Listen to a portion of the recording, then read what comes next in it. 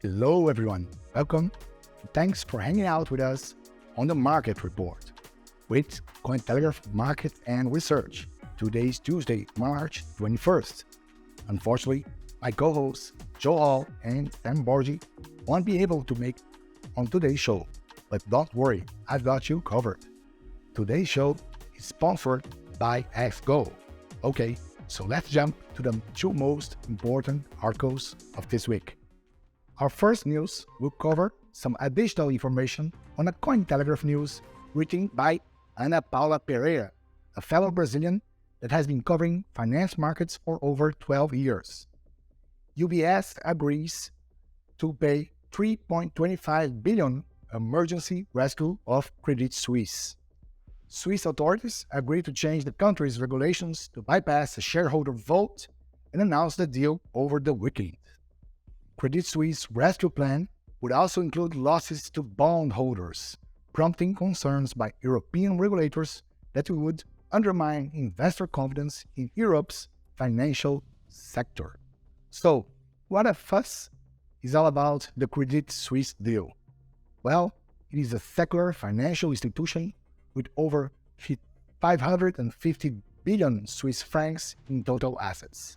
But more importantly, the Swiss banking authorities were forced to bypass Credit Suisse shareholders' meeting by calling an emergency act during the weekend. So number one, that's completely illegal and should have immediately caused a global 15 to 30% price drop on global equities due to increased risks. So the shareholders who owned equity on Credit Suisse, they did not have a voice. They could not ask for a second bid, another bank to try to intervene. So they were forced to accept the deal, and that's not what the Swiss banking regulation and securities that's not how they usually handle that. And remember, that's Switzerland, supposedly the most secure and traditional finance market in the world. Number two, Credit Suisse debt holders, so the bondholders who held Tier 1 bonds, got the same treatment as everyone else. So what's the difference between the Tier 1 bonds and the rest of the debt holders? Usually, when there's emergency situations, it's called covenants.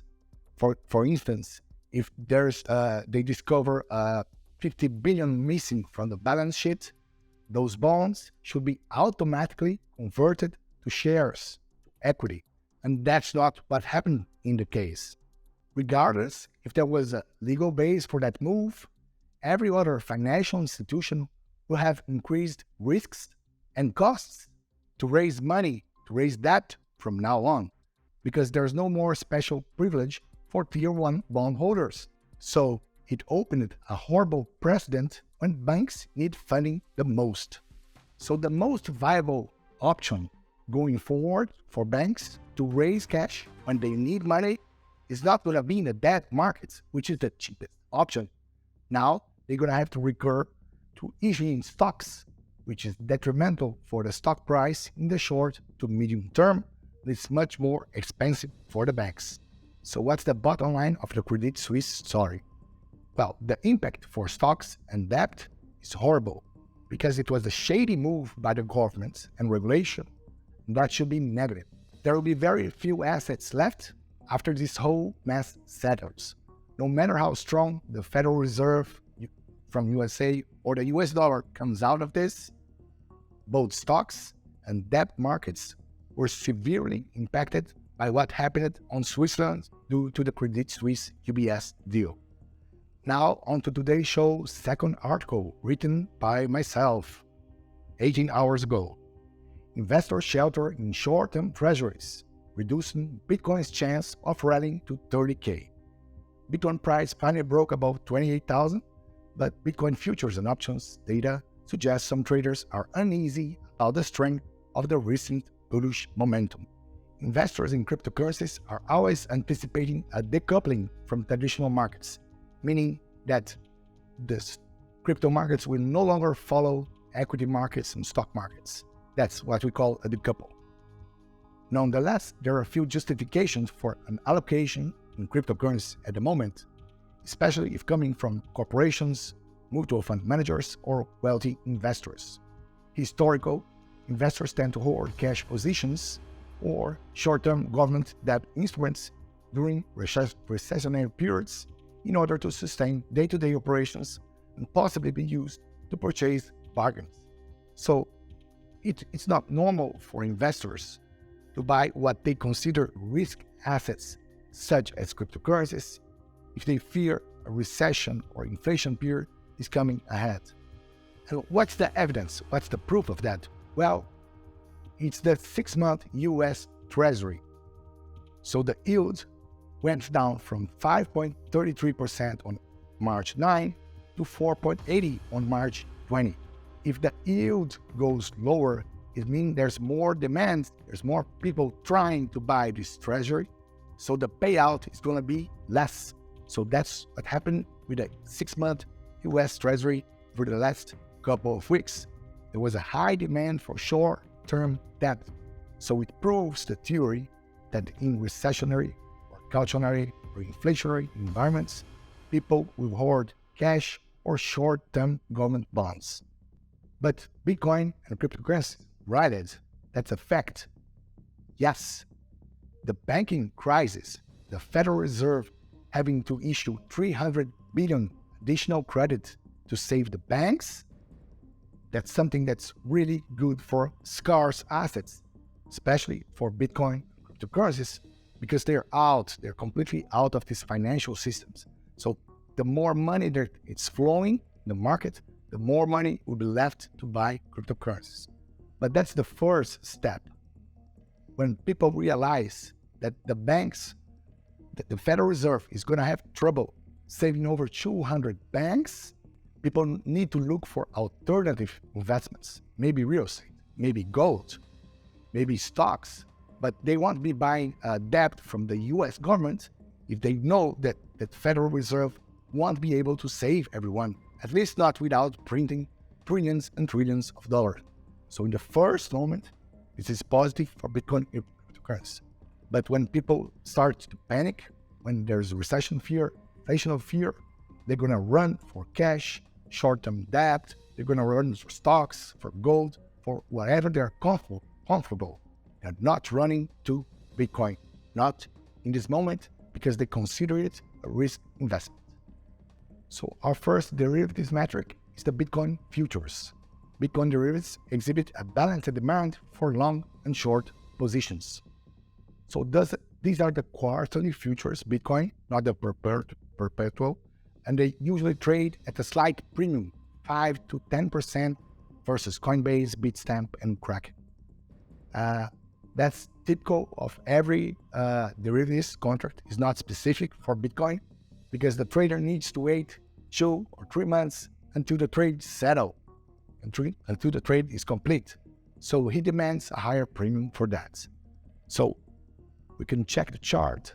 Over the past week, Bitcoin premium has held near 2%, which is extremely low, below the neutral 5 to 10% premium range. So it shows that professional investors using quarterly futures are not bullish, not even as Bitcoin surpassed $28,000, as the indicator remained flat over the past week.